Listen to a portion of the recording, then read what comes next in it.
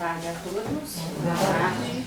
Como a parte que nós vamos contextualizar hoje é a parte em que ele nos convida a nos mundanizar mais, diz que precisamos nos mundanizar, nós vamos ler uma página de um livro que é Meditação, o Silêncio Interior, psicografado pelo espírito F. Alexander, através do professor Mauri. Ele é um espírito que sempre nos convida a uma interiorização. E a mundanização, por mais paradoxal que seja, que fala em mundanização, parece que é se jogar para fora. Mas nós só mundanizamos primeiro caminhando para dentro, encontrando efetivamente os recursos que trazemos, os registros, e esses registros informacionais que estão aí, graças a Deus, em nós, prontos para serem contextualizados, nós vamos combinando com os eventos interiores e exteriores a nós e vamos conseguindo nos administrar. Então nós vamos ler a página que é Fala o Amigo Espiritual. Eu nem fiquei selecionando porque o irmão F. Alexander, todas as páginas dele são convites à interiorização e a relações melhores com o mundo. Apaga, caro irmão, as imagens dos sentidos terrenos e mergulha no profundo do teu ser, alcançando o espiritual.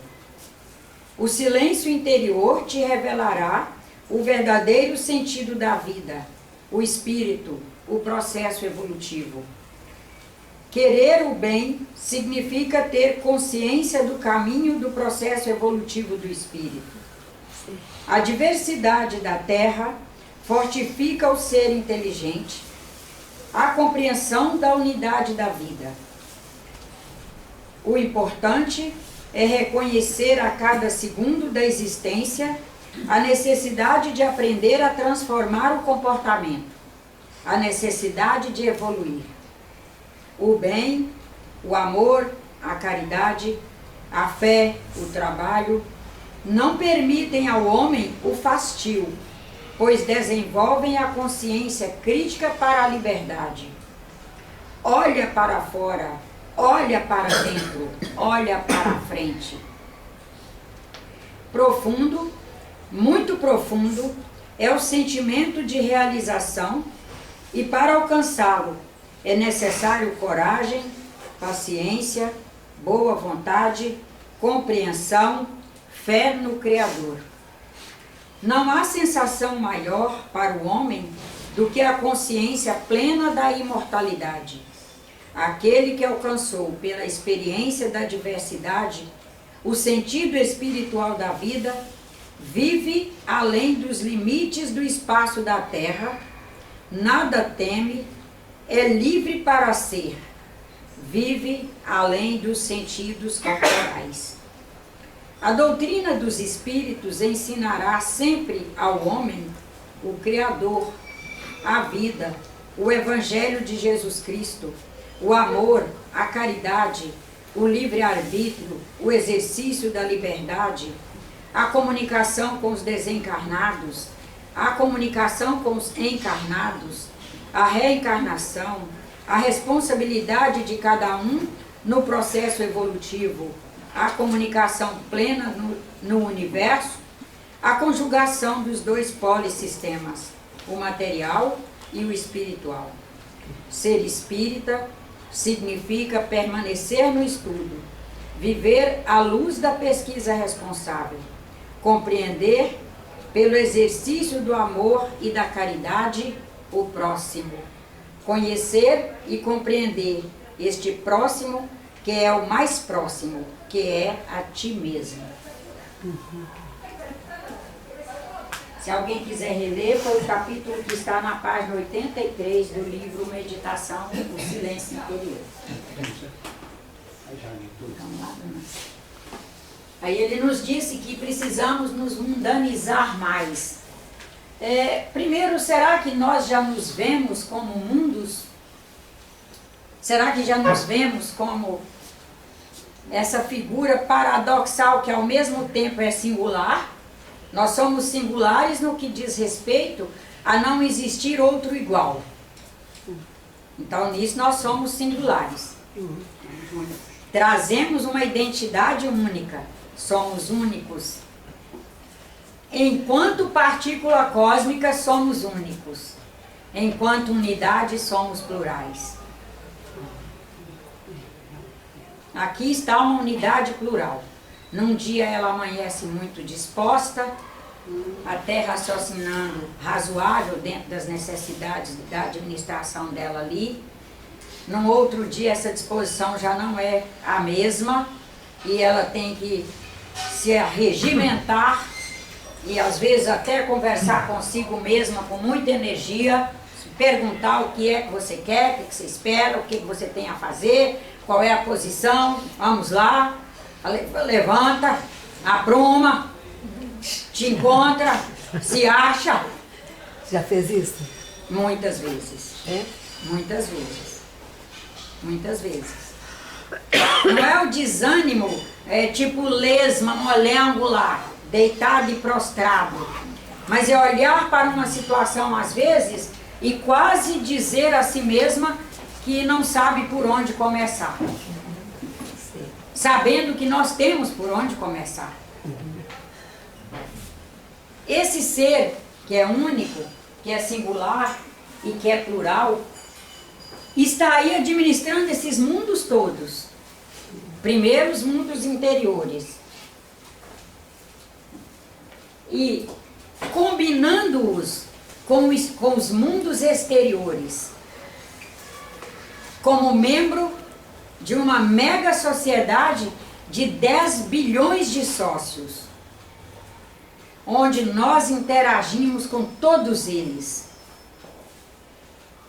Chegamos padrões vibratórios nossos a todos eles, e todos eles permitem chegar padrões vibratórios em nós. Nesse conjunto todo, enquanto sociedade, esses sócios constituíram alguns eixos, nos quais nós vamos ter que o tempo todo nos mundanizar. Um eixo é o econômico. Estamos encarnados. Temos que administrar a economia. Nós temos economias que param na nossa conta pessoal. E temos que administrar economias que são comuns a essa sociedade toda. Há um dinheirinho meu com o qual eu pago minhas contas. Há uma água que é patrimônio comum da humanidade, com a qual eu lavo meu corpo, eu me reidrato, lavo as panelas, a cozinha, o carro, e eu tenho que administrar, eu tenho que mundanizar. E, por exemplo, no século XXI me perguntaram, eu posso gastar água como a minha avó gastava? Eu posso gastar como minha mãe gastou?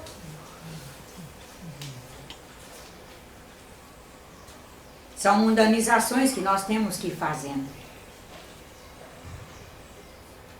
Mas nós temos algumas outras. Por exemplo, o eixo econômico no sentido de energia.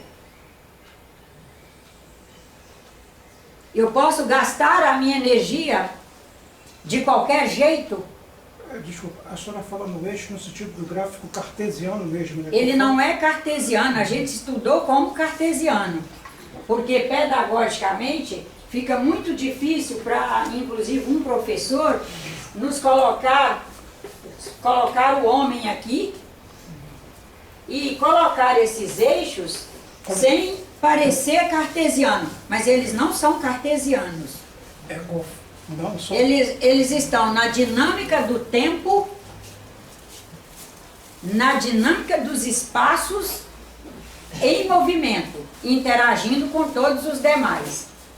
Ele é estudado como cartesiano lá quando nós estudamos, até não sei, agora que já está o Adam estudando, se ele estuda com essa visão cartesiana. porque como a gente já é um outro momento, Eu estou entendendo o que a senhora está somos de um dizendo. outro século, mas ele não é cartesiano. É porque está fora da natureza física, é isso que a senhora... Fora da natureza física, e o cartesiano te arremete a uma ideia de linearidade. Correto, E ele não é linear. correto, correto. O nosso financeiro não é linear. Nosso financeiro é linear. Eu posso ter certeza que amanhã eu tenho a mesma finança que tenho hoje? Não tenho certeza nenhuma. Então não é linear. E é interessante também que Eu posso ter certeza de poder amanhã fazer um custo, que mundanização é isso, ser uma pessoa com um custo alto, porque hoje eu tenho recursos, nossa sociedade, nossos irmãos fazem isso. E depois entram em profunda penúria quando não podem mais viver aquele preço.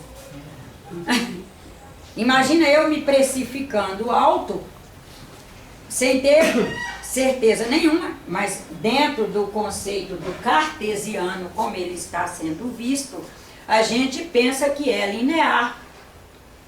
E daí, e não existe a cultura da mundanização, porque se nós estudarmos um cartesiano com vistas à mundanização, nós já o colocaremos no movimento. Ele será cartesiano só pedagogicamente falando.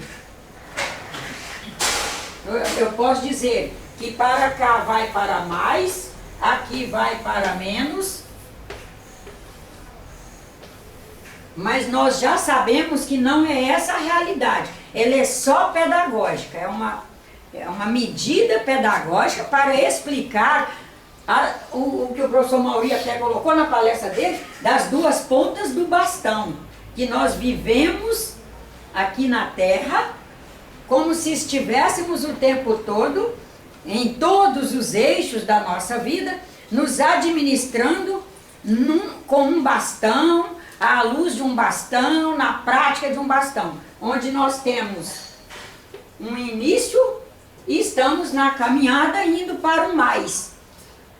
Mais um dia, mais uma sabedoria, mais uma experiência, mais uma percepção que a gente não tinha feito antes, uma abertura maior de concepção, e aí ele inclusive nos convida para termos cuidado de conseguirmos ir, não é linear, mas quanticamente, nos equilibrando para não irmos quebrando nossos bastões. E até nessa mesma palestra, é bem próximo inclusive dessa parte aí da mundanização, que ele diz que cada vez que a gente quebra um bastão, se a gente já tinha que administrar esta ponta e na caminhada ir administrando a ponta onde chegamos, nós temos a partida e a chegada. A chegada não quer dizer uma finitude, quer dizer apenas que é até onde eu me alcancei, até onde eu cheguei agora. E o bastão está no movimento e nós estamos quanticamente, não é linearmente, portanto não é cartesiano nesse sentido que é trabalhado, mas é cartesiano no sentido de a gente conseguir nos organizar mentalmente no tempo e no espaço para, à luz da nossa inteligência, poder fazer projeções. E manter nosso estado de esperança, porque nas projeções nós vamos conseguindo movimentar a nossa esperança, a esperança de que vamos conseguir andar um pouco mais, vamos conseguir melhorar, vamos conseguir chegar mais perto do horizonte que já alcançamos e etc. Não sei se explicou bem a questão de como vemos o cartesiano, Correto. como uma medida pedagógica, e pedagogicamente ele é uma coisa muito útil, né? Essa senhora pode ser uma escultora. Como seria para ela trabalhar sem uma visão cartesiana por onde ela se orienta para compor a forma? Aí, mas uma vez que ela estabelece o esqueleto ali, ela vai quanticamente administrando, de acordo com a composição que ela faz de pensamento, a organização daquele eixo, daqueles eixos que ela colocou. Inicialmente ela parte deste eixo aqui, cartesiano. É a medida pedagógica para a gente começar. Você vai estruturar, você vai começar a fecundar, para depois de fecundar, germinar e vai alimentar ali para um negócio. Você começa numa visão, ela não é cartesiana no sentido de linear, fixo, disso e daquilo, mas você precisa desse instrumento aqui para você fazer você se situa aqui, olha para lá, é o vertical, para cá também é o vertical. E uma das variáveis é o tempo, né? Uma das variáveis é o tempo. Segundo os espíritos, não é só aqui. Tanto que eles trabalham agendamentos. O irmão Locádio agenda um atendimento, naqueles dias ele vai visitar aquela pessoa. E de vez em quando ele nos dá umas chamadas. Os senhores agendam atendimentos conosco e a gente chega na casa dos senhores e está a maior bagunça. De comida azeda na geladeira, e ele é claro, viu? É nesse estilo.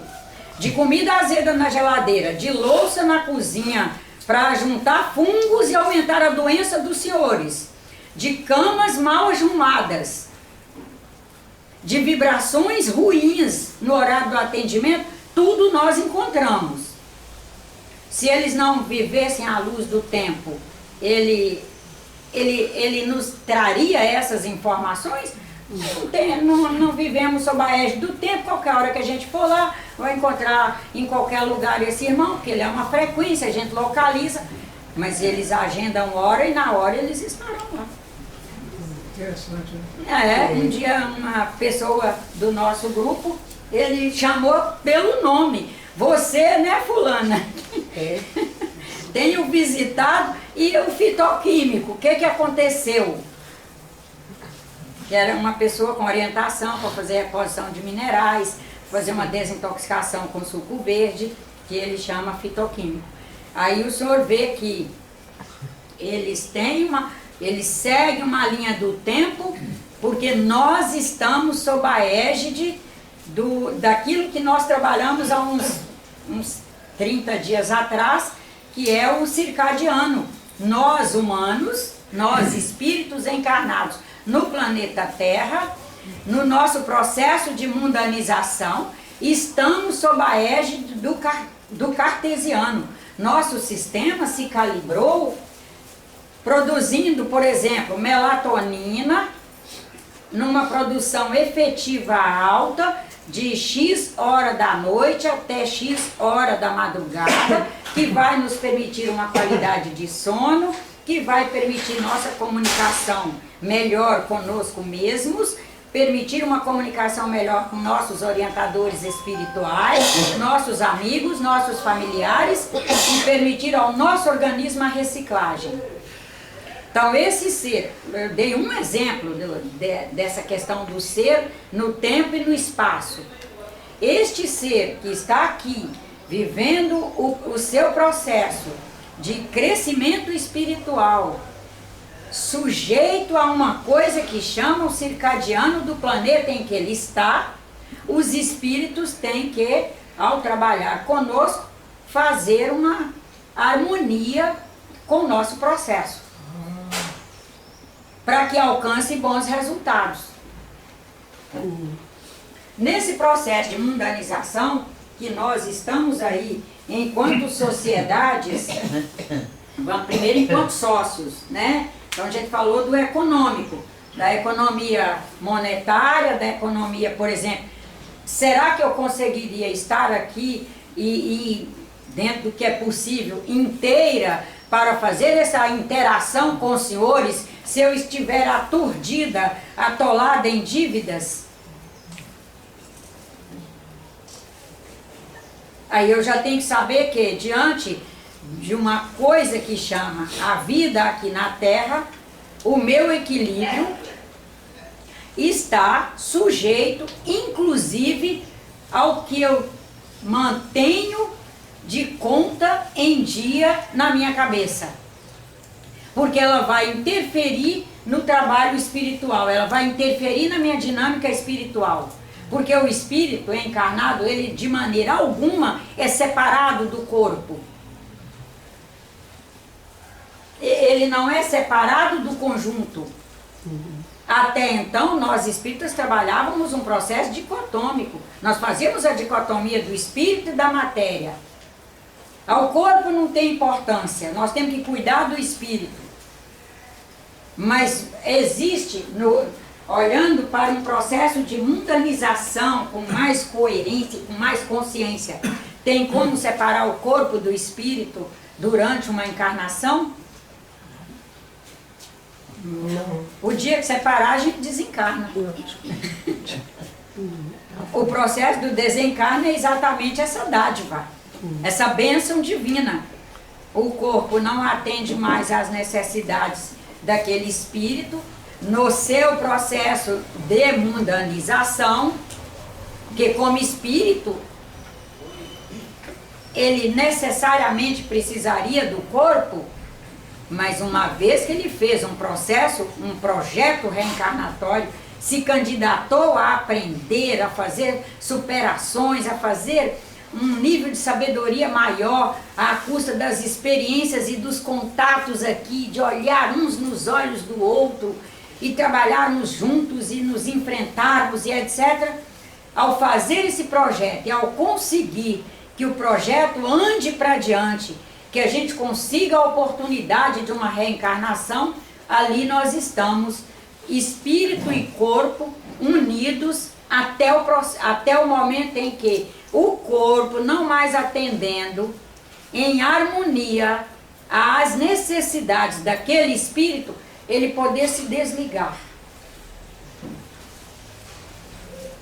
Nesse processo do desligar, nós vamos vivendo em grupo,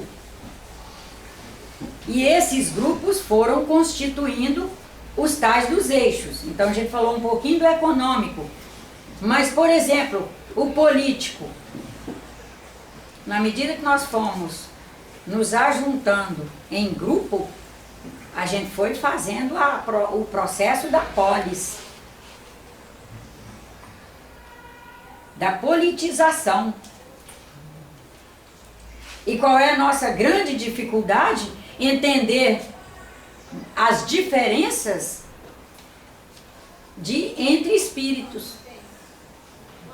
E às vezes nós mesmos somos capazes de, nesse processo político, entregar cargos para pessoas que na hora que a gente entrega, a gente não vê que ele não tem competência para aquilo. Isso no nosso pequeno mundo mesmo, lá no nosso doméstico.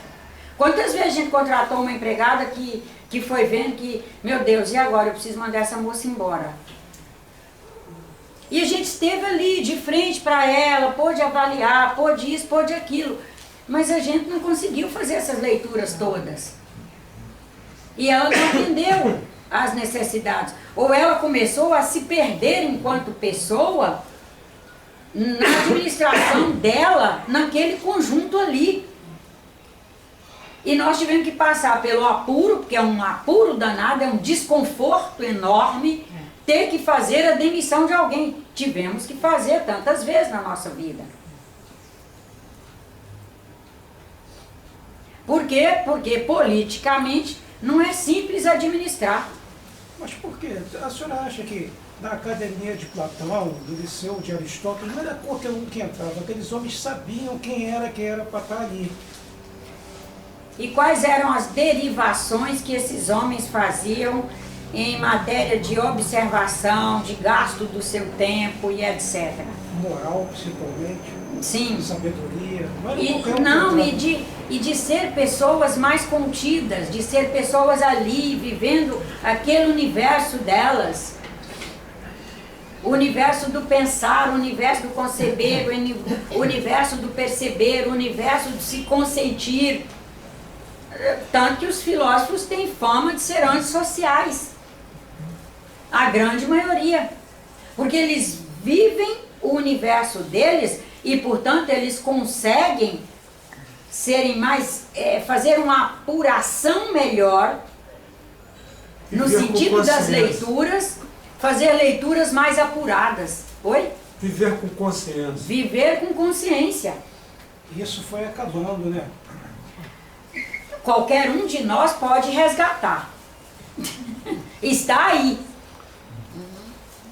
É que no conjunto econômico, social, político e etc., nós temos dificuldade de administrar. E temos, inclusive, nessa história da mundanização, dificuldade de administrar sim e não. Suponhamos que num dia eu e ele estejamos, naquele dia, com vontade de ficar em casa, refletindo, pensando e etc., reavaliando. E aí o senhor é nosso filho e liga dizendo, hoje é aniversário da sua neta. Já está instituído que a avô e a avó têm que ir. E administrar o não aí? Difícil.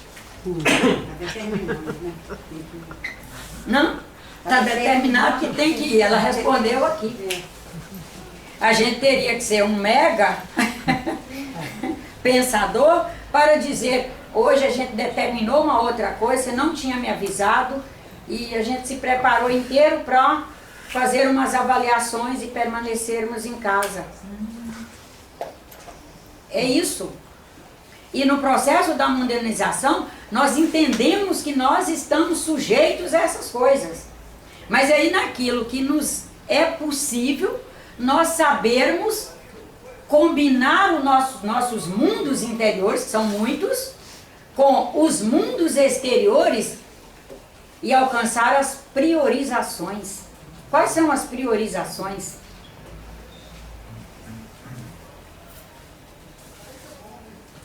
Nesse político econômico, vai estabelecendo o social. Como que eu me associo a esse menino? Como é o nosso diálogo? Eu faço politicamente um diálogo com ele, que a linguagem é compatível com o que ele precisa em mim? Ou eu quero ser moderninha igual a ele, que ele é novo, eu confundo com moderninho. Aí, como eu sou idosa e não quero ser idosa, eu confundo que fazer uma linguagem que é para a idade dele é moderno, mas é precário. E daí eu não atendo no que ele precisa de mim. Eu ofereço o contrário do que ele precisa. E eu penso que estou fazendo mundanização. Porque me falta, inclusive, o subsídio filosófico, que é o se perguntar. Dentro do que ele está ou falando, ou fazendo, ou pensando em fazer, que eu estou percebendo que ele está pensando em fazer isso, e etc. Qual é a minha posição? Me perguntar antes. Porque depois que eu soltar, não tem mais como recolher.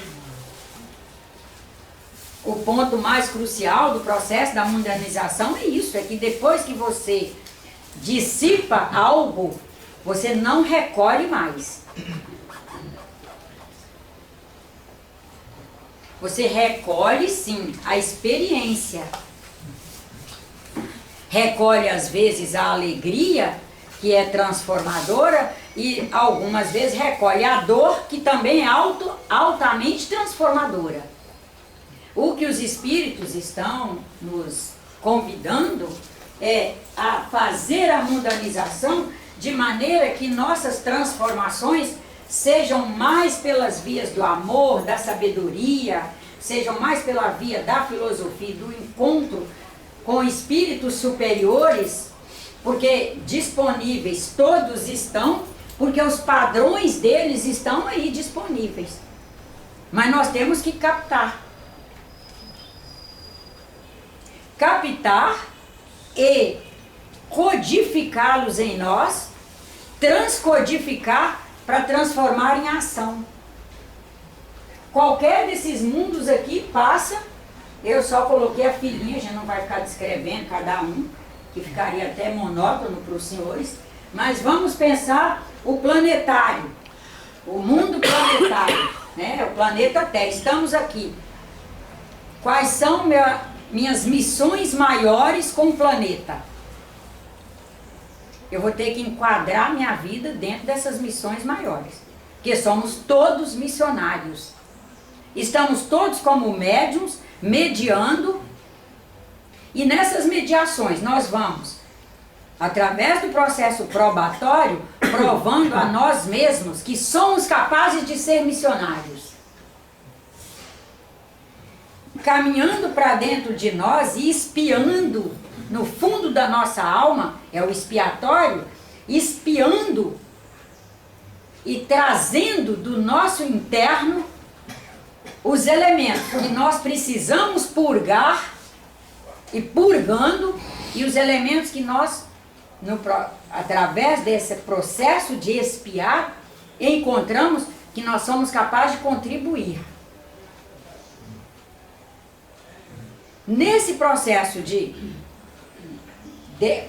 prestar à humanidade e ao planeta o que nós já trazemos de momentos anteriores,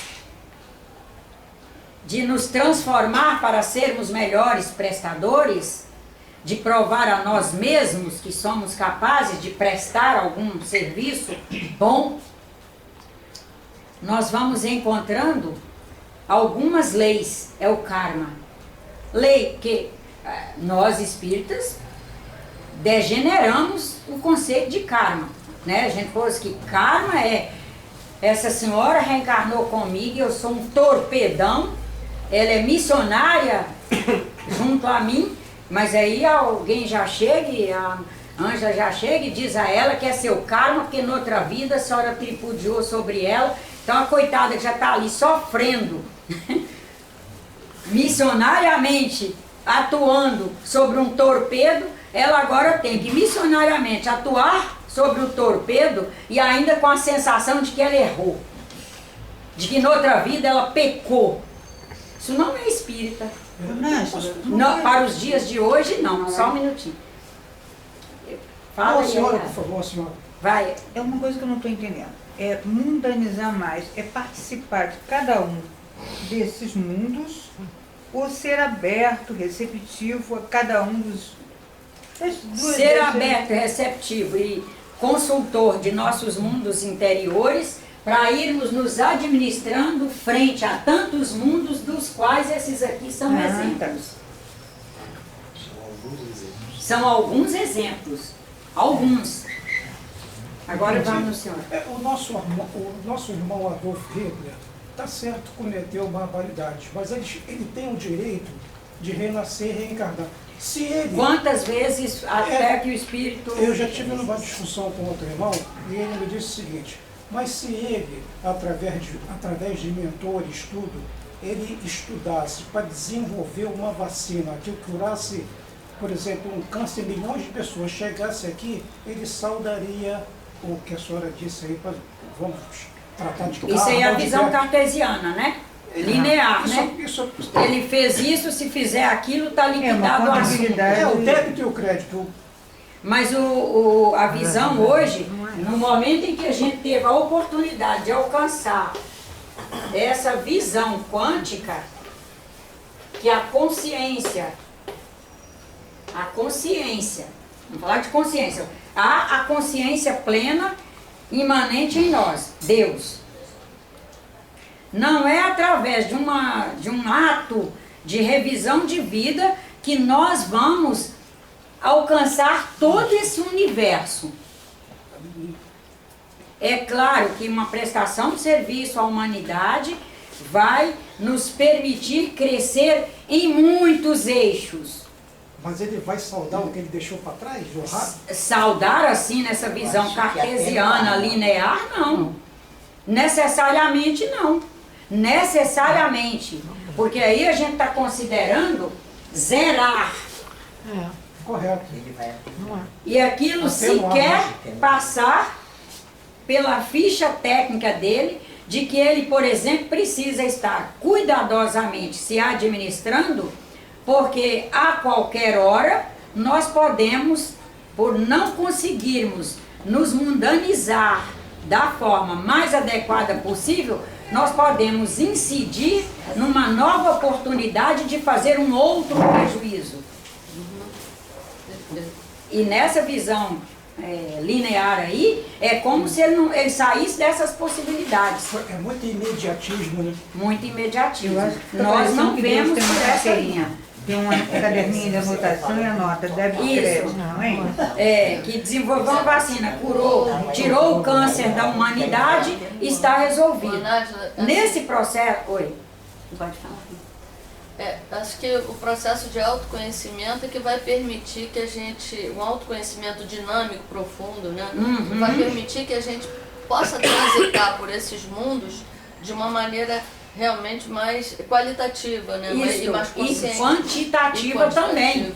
Qualitativa e quantitativa. Eu não posso ser só qualitativa e viver trancada dentro de um quarto fazendo qualidade que eu não aplique, né? Não interajo com a humanidade nas suas necessidades. Muito Por fácil. exemplo, um monge, quando está trancado no mosteiro, ele não é trancado no mosteiro sem uma quantidade. Ele é qualitativo e quantitativo. Ele pensa em meditação para a produção da paz, ele pensa em melhorar os equilíbrios da humanidade. É interessante. Mesmo sem ação física. Mesmo no sem uma material, interação digamos assim. física. Inclusive, o Mas exemplo do monge é por energeticamente isso. ele Porque vai- ele está ele tá emanando dissipando os esse padrões se ele é proativo. E ele está alcançando todos esses mundos e mais tantos outros, que aqui são só alguns dos exemplos, ele está alcançando todos eles, levando feixes de luz para todos eles lá quietinho no lugar. Mas ele está quietinho no lugar fisicamente falando, mas ele está dinamicamente operando. E alguns exemplos nos arremetem a pensar que a pessoa está mecanicamente operando e que em função dessa operação mecânica que ela desenvolveu, inclusive à custa de muitos irmãos que já fizeram preâmbulos daquelas descobertas, preâmbulos daquelas produções, dissiparam aí, ele captou do extramental e conseguiu sintetizar e entregar um produto à humanidade que ali ele já resolveu todas as questões dele. Nós não vemos por aí, nós vemos que vamos ali trabalhando quanticamente os perfis, nós somos muitos perfis e vamos nos alcançando. Inclusive o espírita de hoje não acha que ele desenvolve como se ele fosse uma bola de massa homogênea e que dizer que um médium é desenvolvido, que até não usa mais essa expressão, é por isso, médium desenvolvido, não usa mais mesmo essa expressão, é um médium que alcançou uma faculdade mediúnica que o permite ser pontual num ponto, mas vai conviver com ele e você vê o quanto ele é dependente em outros, né? Em outros ele está ali aprendendo conosco, aprendendo com todos. A senhora falou, já que a senhora falou isso, tem uma aula anterior, a senhora disse uma coisa muito interessante a respeito desse monge que está lá no monastério trancado, é a respeito de um rapaz rico em Ipanema, com bastante dinheiro. O projeto evolutivo do rapaz que está em Ipanema com bastante dinheiro, se o rapaz for bem sucedido, não se desviar tudo, ele é bem mais difícil do que o do monge que está trancado.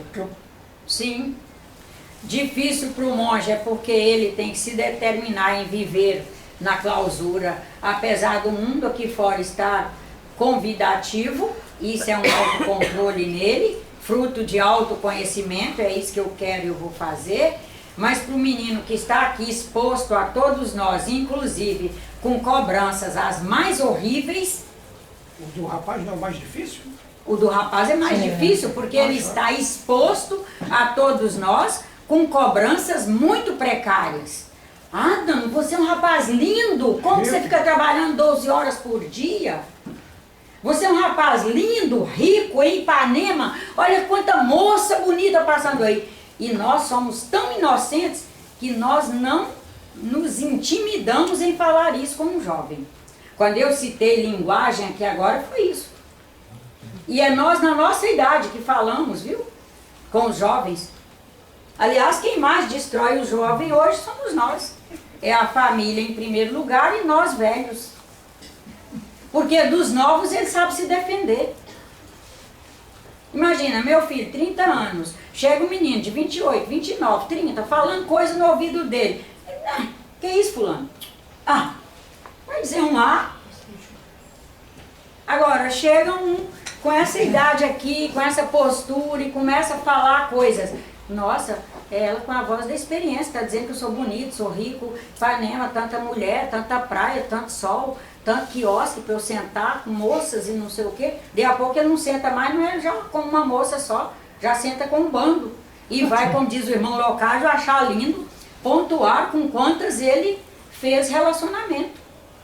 Mas começou ali, nos diálogos em que nós, primeiro, não nos mundanizamos para viver no planeta Terra e fazer o fortalecimento de uma cultura de bem, de pessoas respeitosas, pessoas que se estimam, que tratam bem o outro, que tivemos dificuldades de produzir em nós, no nosso mundo interior, um caldo cultural que nos permita ser um cidadão que melhora a qualidade de vida no mundo planeta e no mundo que cada um é, no mundo individual de cada um, nos mundos individuais de cada um, que não conseguimos medir nossos talentos, medir que eu falo é avaliar nossos talentos para saber aplicar nossas economias, que economia não é só dinheiro, cada um de nós tem suas economias,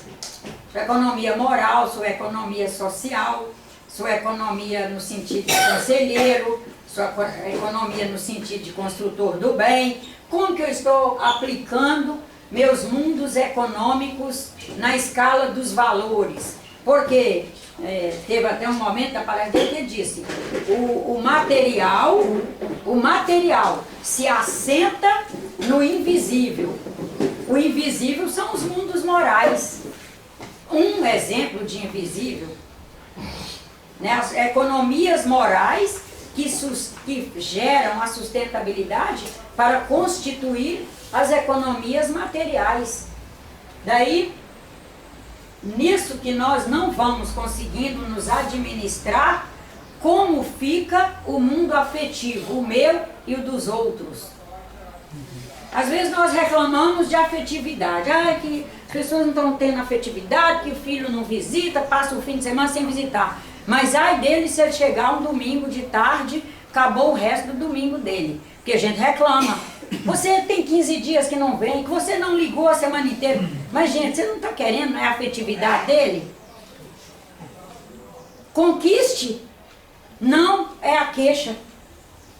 Também você veio sem avisar, eu nem tenho nada para te oferecer. Não tem nada aqui na geladeira. Mas ele veio preocupado com geladeira, ele veio preocupado com comida. Estou falando de exemplos que eu vivo, que eu vejo as pessoas fazerem. A inocência nossa. Aí o mundo afetivo de quem está se queixando já maculou. O mundo afetivo de quem chegou mais maculado ainda ficou. E a próxima vinda, como vai ser? Com dificuldades. Afasta mais ainda. Porque afetivo não vem de afetar? O afetar foi um afetar positivo ou foi negativo ao encontro? Imagina, essa senhora sai lá da casa dela e vai lá me ver. Aí eu disparo reclamar no ouvido dela. Qual é a motivação para vir depois? Nenhuma. Nenhuma. Eu vou lá, Nádia, só queixa.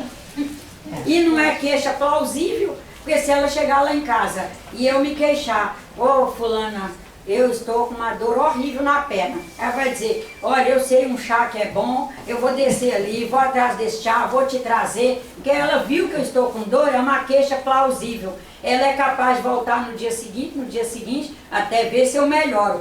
Quando eu fizer daquela queixa uma muleta, aí é o mundo o mundo da muleta, o mundo da queixa, ela diz, a Nádia não tem jeito, não, eu vou deixar ela para lá um pouquinho, ver se ela para de queixar, aí depois eu volto. Nesse mundo afetivo que nós vamos administrando, é que nós vamos criando o mundo da associação. E o nosso grande trunfo está aí. Eu me associo a quê e a quem? Porque se o material se fundamenta no invisível, o invisível está aqui operando. A pleiade de espíritos no sentido do bem, encarnados e desencarnados, porque o espírito não se contém no corpo, né? Ou a gente ainda pensa que contém, que o espírito está agarrado no corpo, contido. Ele está ligado ao corpo e livre. Ele repetiu isso até umas 3 vezes na palestra. Os espíritos são vivos e livres, encarnados e desencarnados. Então, na medida que o meu afetivo vai ficando muito comprometido por falta da mundanização, coerente com o momento atual, que não adianta querer fazer mundanização para viver repetindo e cobrando um século atrás, 2 séculos atrás, naquele tempo que era bom, que as pessoas isso, que a família vivia junta, que não sei o quê. Isso não é mundanização. Mundanização é, no momento em que existimos aqui encarnados, agora, a interação com os mundos, que estão aí, no movimento, quanticamente nos alcançando e nós os alcançando. Os padrões vibratórios chegam dos nossos irmãos orientadores, instrutores, irmãos maravilhosos, chegam, mas nós estamos, pelo afetivo, pela administração de nossas economias, pelo caldo cultural que geramos, nós estamos produzindo uma vibração que nos permita fazer o compartilhamento dos campos. E campo é isso, ele é compartilhado. Nenhum espírito deixa de atender uma pessoa porque ela é aquilo ou aquilo outro. Mas a pessoa deixa de apresentar padrões vibratórios que harmonicamente faça sintonia com aqueles campos dos espíritos orientadores. E é quando nós começamos a nos desorientar. Ou seja, não nos orientar no sentido do bem, do melhor para nós. Conseguimos, por exemplo, às vezes até nesse processo, não perceber nossos processos intuitivos. Porque nossas associações, o social que estabelecemos, não está compatível com nossas habilidades, nossas necessidades, nossos compromissos no nosso projeto reencarnatório. Aí como fica o nosso cognocional, que é a nossa capacidade de aprender assuntos novos. Quando nós vamos fazendo esse processo de não nos interagirmos em harmonia com o que somos e com o que já temos condições de fazer, a gente vê isso claramente. Uma das coisas que a gente mais faz é deixar de ler conteúdos de peso, deixar de buscar aprender novos elementos compatíveis com nossos talentos. Nós começamos a gastar nosso tempo, e hoje tem, graças a Deus aí, a tecnologia, para ter fonte para aqueles que não querem o material de peso, tem bom dia, bom dia, bom dia, 500 bom dia e com carinha sorrindo. Boa noite, até logo, almocei com minha tia, fui ao centro com não sei quem, e aí? Gasto o dia lendo essas coisas e deletando. E o que entrou de conteúdo para um cognocional se manter ativo e a gente chegar aos 130, aos 150 anos aqui na Terra com qualidade cerebral. Porque neurônio não é bobo, né? E ele é espiritualizado. Ele está ali existindo um supra-sumo, uma célula que é capaz de varar todo o nosso capital de vida se ela é usada adequadamente. Mas ela traz, como todas as células do nosso organismo, a propriedade de decretar a sua morte. É a apoptose. Todas as células já nascem com essa propriedade, é uma capacidade da célula. Ah, não está sendo usado? Vamos morrer. É melhor não existir do que existir para boberol. Aí a gente começa com a tal da demência senil. E agora, graças a Deus, a medicina já avançou e já desenvolveu vários... quem desenvolve é o paciente. Mas já conseguiu pesquisar e descobrir vários tipos de demência senil, de acordo com os neurônios que a gente está permitindo que ele decrete sua morte. O cognoscional não é aplicado porque aquele conjunto já sabe que é para ser, porque ele é espiritualizado, ele é inteligente, ele tem a imanência do Criador. Mas a mundanização da pessoa está incompatível com o que é para ela ser, que é o que ele se preparou para ser. Olha, isso é tão incrível. Olha que coisa linda que é essa história. Quando uma criança fecha a segunda infância, ela tem toda a sua carga neuronal prontinha para a encarnação inteira. Nós só vamos agregar os elementos. As células estão ali.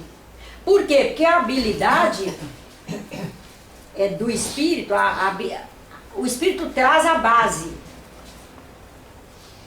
E é para, ao longo do processo de adaptação dele à cultura e na convivência conosco, com a escola, com os amigos, com a praia, com o sol, com a água, ele ir todos os dias avançando na cultura e registrando os elementos nesse conjunto neuronal dele. Como a senhora falou, como se fosse um holograma, né? Porque o campo elétrico do cérebro, sinapses, tudo ali é tudo elétrico, né? Tudo frequência. Tudo. E esse holograma que ele constrói com uma realidade não local, né? Não local. Mas é capaz de agir no local. Ele vai aprendendo tudo é informação, né? Tudo Sim, é informação. mas aí nós estamos chegando a ele. Nós estamos fazendo chegar a ele. É uma informação de péssima qualidade e ele é um espírito com uma potencialidade boa que foi se deprecando, se entregando ao boberol, enquanto tem artigos maravilhosos, assuntos maravilhosos, livros maravilhosos, e a pessoa está ali como indivíduo, se entregando ao boberol, o próprio conjunto celular dela, que é espiritualizado, decreta... Se apaga? Não, ele não apaga, ele morre. Morre? Os neurônios morrem. Tanto que Alzheimer, o senhor vê um cérebro de uma pessoa que morreu por Alzheimer, ele é cheio de buracos. Vagas. E o processo do Alzheimer é isso, ó. Um neurônio morre, mas para morrer ele decretou um processo inflamatório. Aí ele contamina o neurônio vizinho com essa inflamação. Aí o vizinho morre e contamina o próximo morre. E contamina o próximo morre. Você vê o cérebro lá no microscópio, ele é um queijo, sabe esse queijo suíço? Parece osteoporose. É, exatamente. A mesma coisa a osteoporose. Nós agora já passamos a admitir que velho tem que ter osteoporose. Aí você decreta para as suas células, você decreta para os osteoplastos, os condroplastos e tal, que não é nem para ele virar célula adulta. Vai morrer logo. Porque velho é para ter osteoporose. Velho tem osteoporose. E tá aí nós afirmando. Mas precisa afirmar coisa que não é verdade. Porque nos falta verdades. Nos falta conteúdo. Nesse processo de mundanização, a gente foi se entregando a um mundo mais precário e esqueceu o de mais valor. Com esse cognocional combalido, coitadinho, como fica o nosso profissional? Profissional, não estou dizendo que a gente tem que morrer trabalhando lá na empresa, não. Mas ó, tá aqui a dona Félix. Filhos, a dona Filhos. Tá aqui dona Filhos.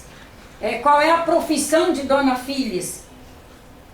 Nos trazer essa mensagem de viver. Ela professa isso bem? Aí ela vai se perguntar, estou professando bem? Eu estou me profissionalizando em trazer essa mensagem de todos os dias para a minha vida e para outros que estão ao meu lado? É o profissional, é o momento dela para alimentar o mundo espiritual, que ele não é pronto e não é acabado e nem é extra. Ele é aqui e com ele nós nos interagimos com o extra. Até isso nós espíritas estamos na dificuldade ainda. Eu vou lá no seu centro, e o centro já nem fica sendo da comunidade, nem dos espíritos desencarnados, né? O seu. Eu digo, não, o centro nem meu não, pelo amor de Deus. O centro é da comunidade.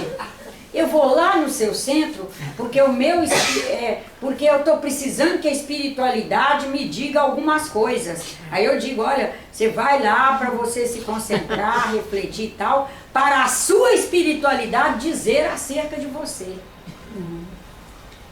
Porque quem vai dizer é a sua espiritualidade. Cada um é uma espiritualidade. Em convívio com as espiritualidades, esse menino é uma espiritualidade, essa.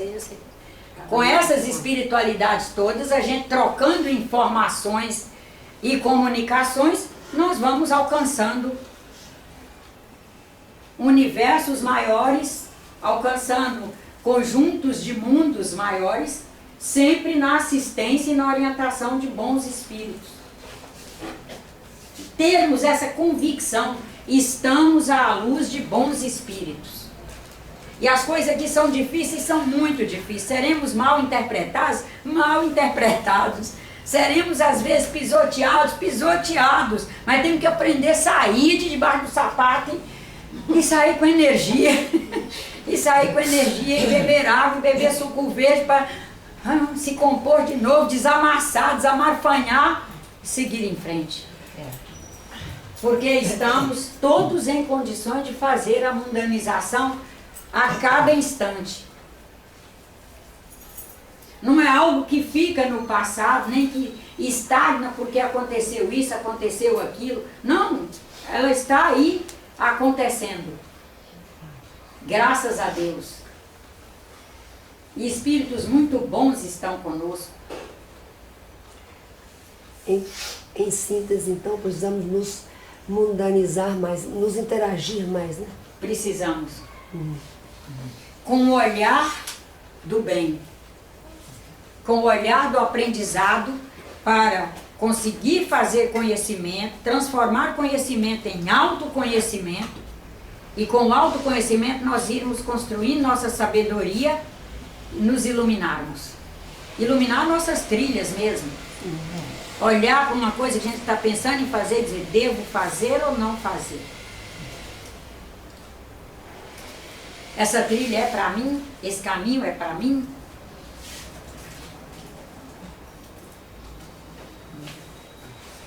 E que estejamos corajosos e unidos, com muita fé em Deus.